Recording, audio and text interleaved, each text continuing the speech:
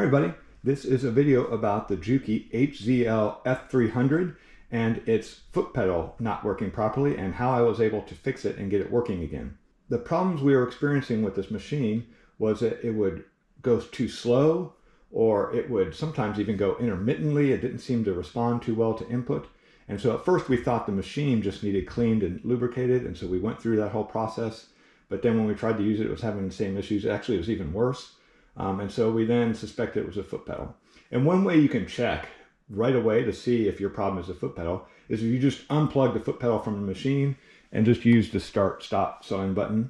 And if it sews correctly using the start-stop sewing button without the foot pedal plugged in, then your problem is absolutely with the foot pedal and not the machine itself. Because when the foot pedal is plugged in, that overrides the machine. First part of the video, I'm going to show you how you can diagnose the problem, because I wanted to be sure it was actually the foot pedal before I decided to take stuff apart. But if you don't have a multimeter to do diagnosis, don't worry, it's not that big a deal. If you're having problems with the foot pedal and you were just going to buy a new one anyway, you might as well try to go ahead and clean it out and see if that fixes it. And so that's what we ended up doing, is just taking it apart, cleaning it out. And so I'm going to show the diagnosis, and then I'm going to show what you can do and just clean it out and make it work better. Okay, so I've already done it, and so now my foot pedal works well. But if you want to diagnose the problem, again, all you'll need is a multimeter, and then what we're going to do is check the resistance of the foot pedal, because it's just a potentiometer in there, which means it's a variable resistor. It changes resistance based on the command, right? And so there are two signals, one from the inside of that hole and one from the outside. And so I've set up, I have a piece of wire. I think that's about, you just want it to fit on the inside. You want it to fit like nice and snug, so it's a good friction fit in there. And so I connect that to an alligator clip, which I'm going to connect to my multimeter. I think that's about 20 or 22 gauge wire. And then the other alligator clip, I'm going to clip to the outside barrel. All right, so that's our two wires for our signal to the multimeter, and we're going to measure the resistance of the foot pedal. So I'm going to connect these to the multimeter leads. Okay, and so we see at just nothing happening, it's 140 kiloohms of resistance. Again, this foot pedal now works correctly. Before it wasn't working. So number one, if you push on the thread cut on the heel tap, you can see it goes down to about 40 kiloohms really quick. Okay, so that's normal behavior. That's what it should does. And then as you press forward on it, you can see that the resistance decreases pretty linearly as you press down. Right, and finally it gets really small. So that's what happens, right? When the resistance is, when you're all the way down, you basically have like 50 ohms of resistance, right? And then as you go up, it's kind of linearly, okay? And so how I diagnosed the problem is when I was going through this range of motion, it wasn't doing the continuous. Like it would go down and then all of a sudden jump back up to 140 again. Or, you know, when I pressed the thread cut, it didn't just go down to 40 something and then stop, right? It would jump around a little bit. And so I knew that there's something wrong with that potentiometer in there that was causing the issue. So if you're able to test the foot controller and prove that the resistances aren't coming out as you expect, then that's good. Then you know it's a foot controller problem. Or again, if you couldn't test it and it's just, your machine's just not working, I think we can go ahead and take apart the foot controller and see what we can do. So I knew something was wrong with the potentiometer inside the foot pedal. I tried to go online and find a replacement for the internal controls, or just even that potentiometer or something, so I can repair it and not have to spend $140, because a potentiometer is probably not $140, but I couldn't find it anywhere. And so the next best option is consider maybe we can clean off the potentiometer, and that's exactly what I did, and that's how I fixed it. So I want to show you how you can clean the potentiometer and maybe get your foot controller working again. So what you're going to need for cleaning out the potentiometer and the foot controller is you're going to need a medium-sized Phillips head screwdriver. You're going to need some sort of prying device, like either a nice sturdy screwdriver, or I have this little pry thing. Either will work fine. You're going to need some electronics cleaning, and so I happen to have this QD electronics cleaner. And it's pretty good because it's made to clean electronics, and it's not going to like dissolve the plastic or anything. So that's what I used. If you don't have that, you can also use 91% isopropyl alcohol. I wouldn't use the 70% because it's got too much water in it. This will evaporate much quicker. And then you just need some Q-tips, okay? So the first thing we do is take this thing apart. And you're like, how we take it apart? And believe it or not, you just have to pry this outer plastic over these outside pins, okay? And that's a little scary because it feels like it doesn't want to do that, but actually it worked pretty well. So I'm just going to stick, again, this prying tool in here and just kind of push it out until I get that plastic over the pin, and it will slide out. You don't necessarily have to do the same thing on the other side. Once you get one side, it will come off. Okay, and then we are able to just lift off the top part gently of the controller, right? So there's these springs inside. Here's the top mechanism. The one thing you do want to see is there's these metal parts there.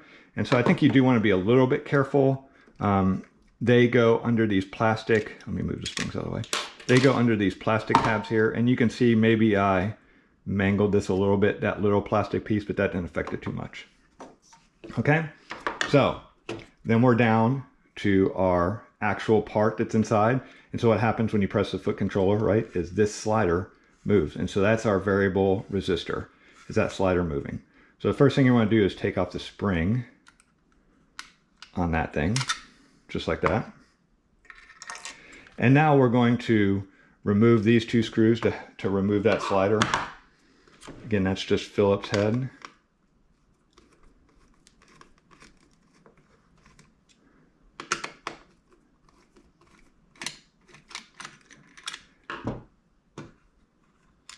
And I suppose you could do this repair without removing that and just try to clean, but I think it's better if you can just get it all the way out so you can clean it.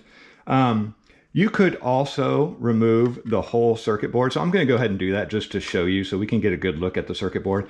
You don't have to though. You can actually go ahead and clean like now. So this is the little slider, right? And it's a little difficult to see. So I'll take it out completely.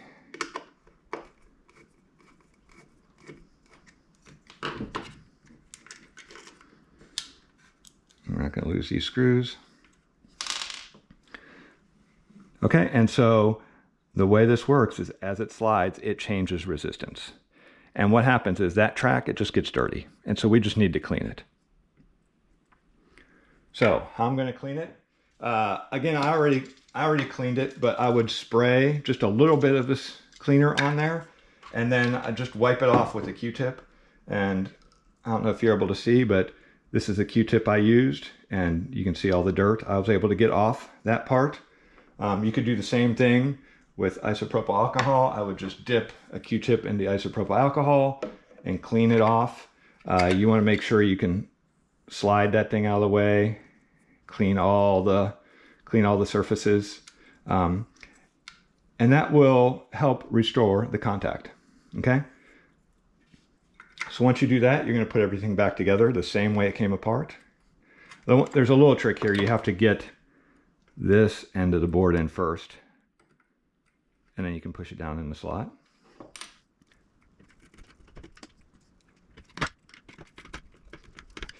Okay, and so and this is what I did, at this point you're like, well, I want to know if it fixed it or not, right? So you can, again, get your multimeter back out and check the resistance if you have a multimeter, and then just slide it manually and check the resistance. And so I'll just show you how this works is at the neutral, the slider is going to be somewhere in there. And so then when you do the heel tap, the slider moves back to here, and that's where it should be like 40 kilo ohms. And right in there, it will jump to about 140 kilo ohms, and then it will slowly decrease. You know, it actually quickly decreased down to like 20, and then from 20 down to 0 as you get to there. So when it gets that forward position, it should be close to 0, maybe 50 ohms residual resistance, right? So that's just how it works, just by sliding it manually. And that's why I would check before I put the whole thing back together and find out it didn't work. Okay, and then we're going to put the slider back on. And so there's this track on the slider that goes into that track, and then this arm is what moves the actual slider. And so I'm going to put I'm going to put the slider on the track and just kind of slide it over there. So now this works. And then this part, there is a little track there where this arm goes in. Okay. And so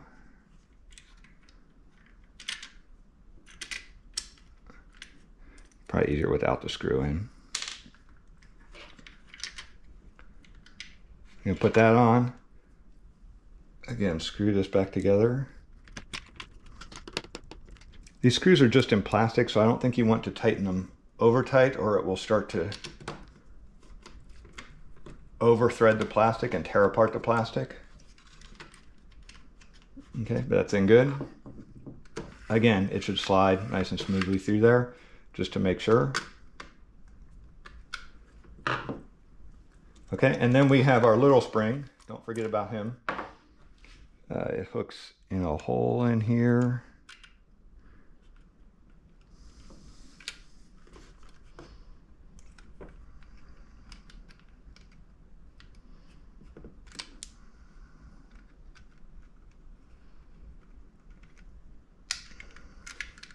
And then just loops over that in the back.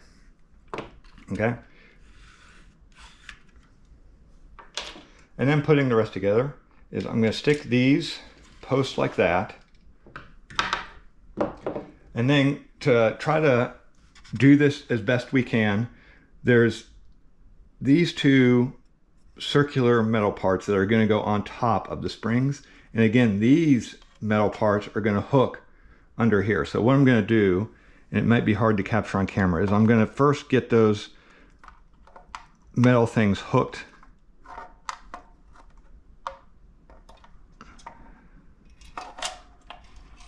hooked under those plastic parts, and that's going to line everything up. And then when I put it on, I make sure that the springs engage in the right spot. And then it's kind of nerve-wracking. You just kind of press down.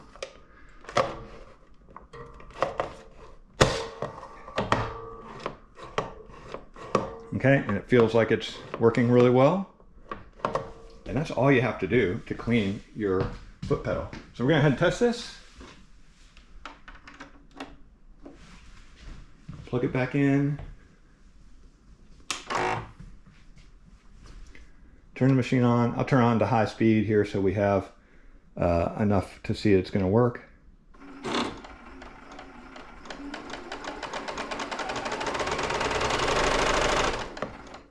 And so you can see the foot pedal works. The thread cut function works. So we're in good shape. This foot pedal is actually now working perfectly. Did not have to spend $140. Maybe you spent $2 on isopropyl alcohol, and that's it. So I hope that helps. We had a lot of trouble finding an exact solution on the internet other than just buying a replacement foot pedal. So I really hope this video helped y'all.